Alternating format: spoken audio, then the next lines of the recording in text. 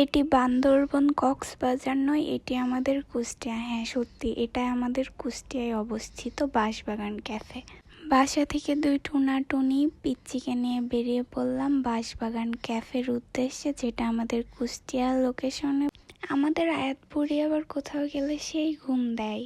আশেপাশে যাই হয়ে যাক, তাকে ঘুম থেকে জাগানো যাবে না, সে উঠবেই না। তো আমরা দুপুরবেলায় রওনা দিয়ে দিয়েছি বাঁশবাগান ক্যাফের উদ্দেশ্যে। ফেসবুকে দেখতে পেলাম ক্যাফেটা নিয়ে অনেক মাতামাতি হচ্ছে, অনেকে ভাইরাল হয়ে যাচ্ছে। তো ইতোমধ্যে আমরা ব্রিজের উপর পৌঁছে গেছি। ব্রিজ শেষ হতে আমরা দেখবো আমাদের যাকে বলে বাসে ভরপুর, এই বাস ওই বাস সেই বাস, বাঁশবাগান ক্যাফে। ভাই জীবনে বাসের অভাব নাই, তারপরেও নতুন বাস দেখতে চলে গেলাম বাঁশবাগান ক্যাফেতে। তো ইতোমধ্যেই আমরা প্রবেশ করে ফেলছি বাঁশবাগান ক্যাফেতে।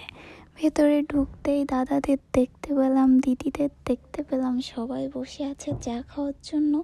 মূলত এখানে একটি মেনু আইটেমই আছে, পোড়া রুটি আর চা।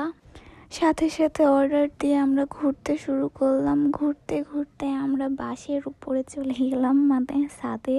আমাদের বিখ্যাত বাঁশের তৈরি বাঁশের সিঁড়ি দিয়ে উঠে পড়লাম বাঁশের তৈরি আমাদের বিখ্যাত বাঁশের ছাদে উঠে বেবিকে নিয়ে একটু ঘোরাঘুরি করছিলাম, একটু পিক তুলছিলাম আর দেখছিলাম আমাদের বিখ্যাত বাঁশের তৈরি ছাদ, বিখ্যাত বাঁশের তৈরি ঘর।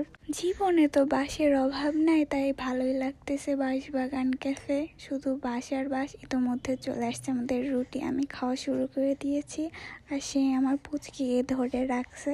তারপরে আমি পুচকিকে ধরে রাখছি, তারপরে সেও খাওয়া শুরু করছে।